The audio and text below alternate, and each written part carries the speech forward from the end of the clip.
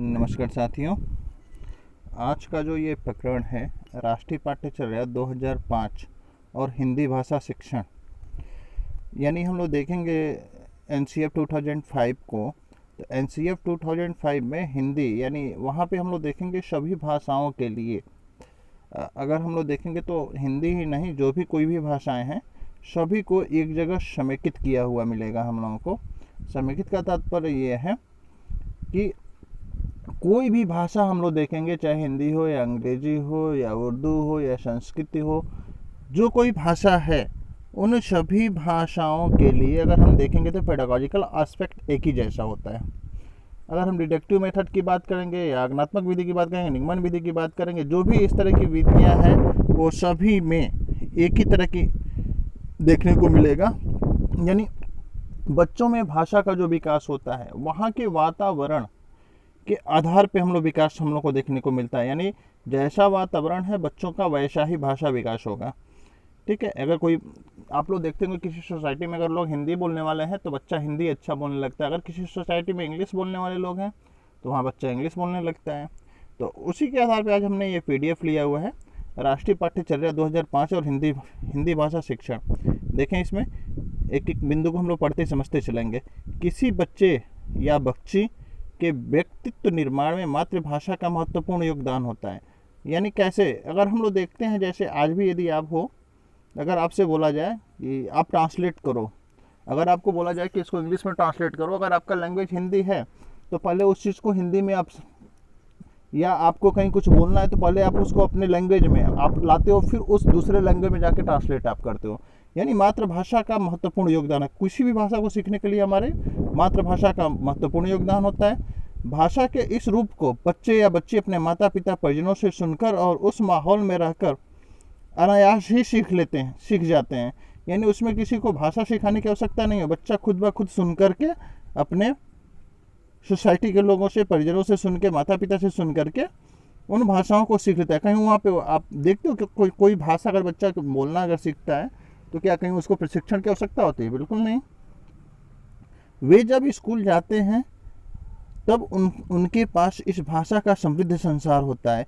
यानी विद्यालय में जाते हैं तो जो ये भाषा अपने सोसाइटी में या अपने घर में जो सीख के गए हैं तो उनके पास एक समृद्ध, यानी उसके मामले में संपन्न होते हैं।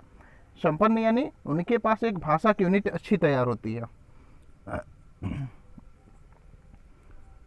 कुल मिलाकर उनके पास अनेक भाषाओं का संसार होता है। इसे समाज की बहुभाषिक स्थिति कह सकते हैं। यानी एक स्कूल में हम लोग ये नहीं कह सकते कि उस सोसाइटी में जो बच्चा है एक ही तरह का लैंग्वेज बोलने वाला। हर सोसाइटी के बच्चे हैं, हर तरह के लैंग्वेज आपको मिलेगा। कोई भोजपुरी बोलने वाला मिलेगा, कोई हिंदी बोलने वाला मिलेगा, कोई इंग्लिश बोलने वाला मिलेगा, कोई उर्दू बोलने वाला मिलेगा। तो यानी ये बहुभाषिक स्थिति कह सकते हैं उसको। यानी क्लास में बहुभाषिक स्थिति, यानी हम टीचर हैं तो बच्चों को पूरा मौका दें कि अपने भाषाओं का वो और भी विकास करें वो, और क्लास में एक बहुभाषिक माहौल तैयार हो। यानी सभी भाषाओं को बच्चे समझ सके, उनके सामने आए।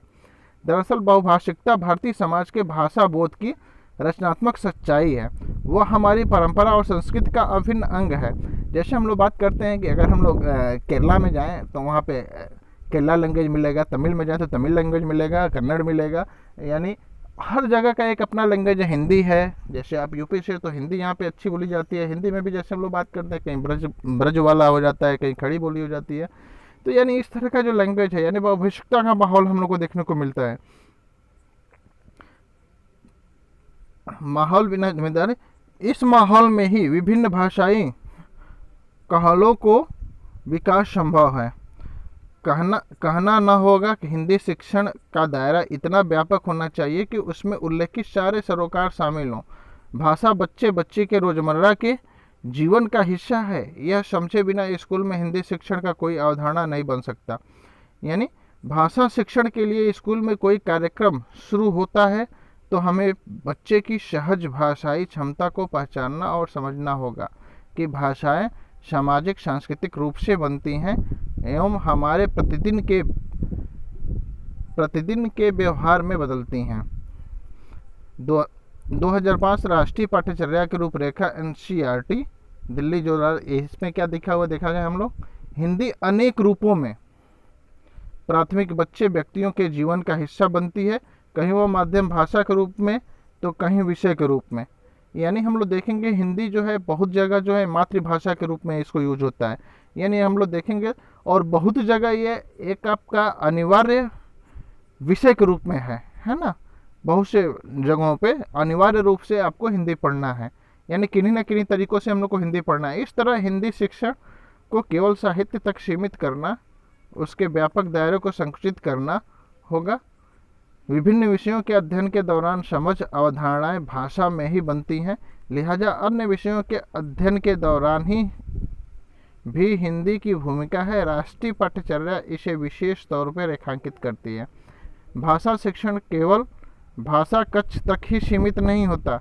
विज्ञान, सामाजिक विज्ञान, गणित की कक्षाएं भी एक तरह से भाषा सीखने का अवसर प्रदान करती है।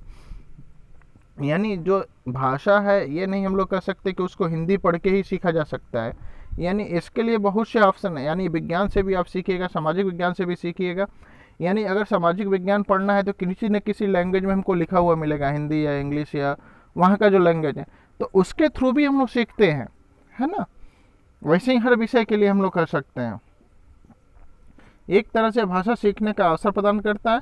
किसी विषय को सीखने का महत्व, मतलब और उसकी अवधारणाओं को सीखना, उसकी शब्दावली को सीखना, उनके बारे में आलोचनात्मक ढंग से चर्चा करना और उनके बारे में लिख सकना, यानी इस तरह की जो चीज़ें हैं ये हम लोग को देखने को मिलेगा। ठीक है, थैंक यू।